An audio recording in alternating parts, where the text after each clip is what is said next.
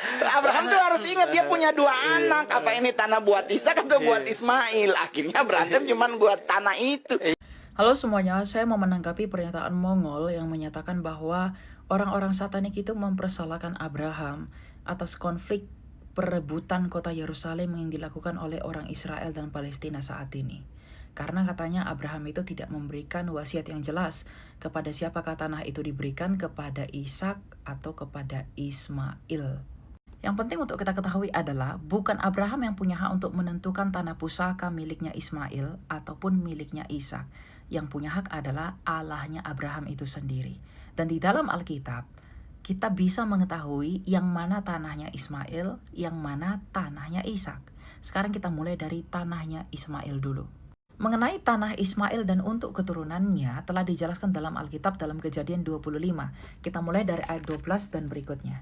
Inilah keturunan Ismail anak Abraham, ada 12 anaknya Ismail, yaitu Nebayot, Kedar, Abdiel, Misham, Mishma, Duma, Masya, Hadak, Tema, Yetur, Nafis, dan Ketma.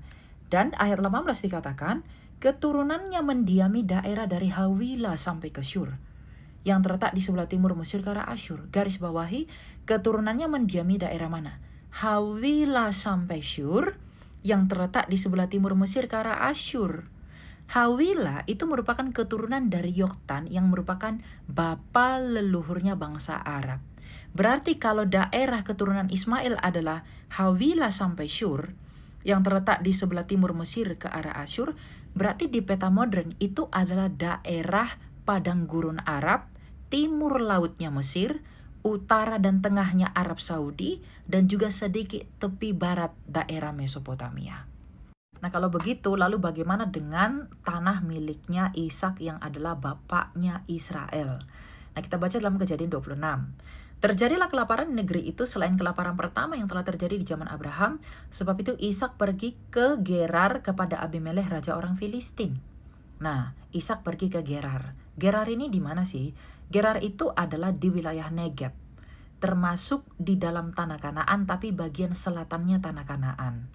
Kalau di peta sekarang itu daerah perbatasan Mesir, yaitu di dekat Gaza, ya. Nah, ketika Ishak pergi ke Gerar ini, Tuhan bilang apa? Janganlah pergi ke Mesir, tinggallah di negeri yang akan kukatakan kepadamu. Kenapa Tuhan melarang pergi ke Mesir? Padahal Ishak pergi ke Gerar. Karena kalau orang mau ke Mesir harus melewati Gerar itu. Makanya kan perbatasan Mesir dekat Gaza tadi. Nah, Tuhan bilang apa? Jangan pergi ke Mesir. Tinggallah di negeri yang akan kukatakan kepadamu. Tinggallah di negeri ini. Di negeri ini sebagai pendatang, aku akan menyertai engkau dan memberkati engkau. Sebab kepadamulah dan kepada keturunanmu akan kuberikan seluruh negeri ini. Dan aku akan menepati sumpah yang telah kuikrarkan kepada Abraham ayahmu. Ayat yang ke-6, jadi tinggallah Ishak di Gerar. Tuhan melarang Ishak pergi ke Mesir. Tuhan suruh Ishak tetap di Gerar yang adalah tanah Kanaan.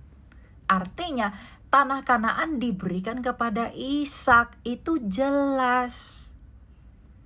Jadi Mongol jangan bilang kalau tidak diberikan dengan jelas. Jelas kok dalam Alkitab. Berarti satanik nggak pernah baca Alkitab.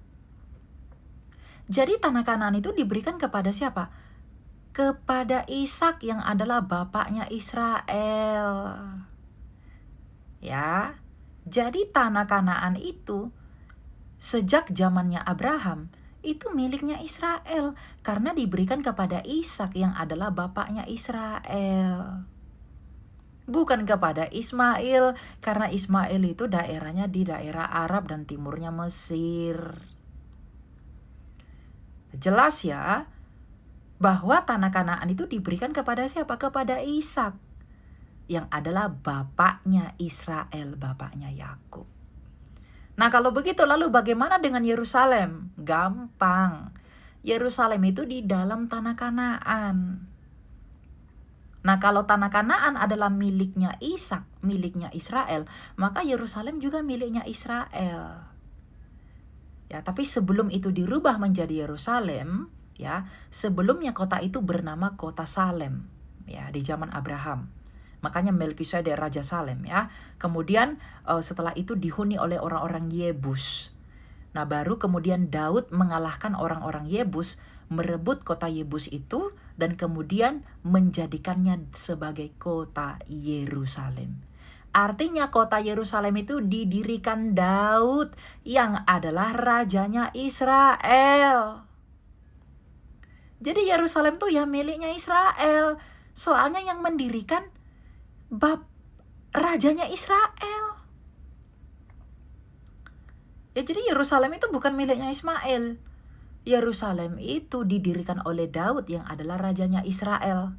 Di tanah Kanaan yang adalah tanahnya Ishak, tanahnya Yakub, tanahnya Israel. Jadi kalau orang-orang bilang bahwa Israel merebut tanah itu dari Palestina, salah. Ya, karena memang sejak semula Tuhan berikan tanah itu. Tuhan berikan tanah Kanaan dan Yerusalem yang ada di dalam Kanaan kepada siapa? Kepada Ishak. Dan Yerusalem itu didirikan oleh Daud yang adalah rajanya Israel. Jadi jangan berebut kota Yerusalem tuh, jangan. Kenapa? Itu miliknya Israel. Diambil dari siapa? Orang Yebus. Orang Yebus ini bukan orang Palestina. Orang Yebus ya orang Yebus. Ya, orang Filistin. Ya, orang Filistin itu bukan Palestina loh. Karena orang-orang Palestina itu adalah orang-orang Arab yang pergi ke sana. Karena orang-orang Filistin itu sudah kalah semua ketika bertempur dengan Daud. Sudah selesai. Ya, jadi jelas ya. Jadi kalau dikatakan Abraham nggak berikan kejelasan, Alkitab udah beri kejelasan kok.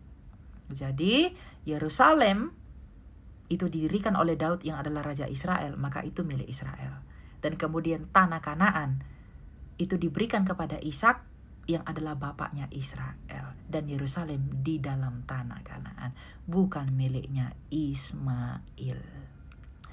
Ya, itu aja yang mau saya jelaskan. Semoga dapat membantu. Tuhan memberkati.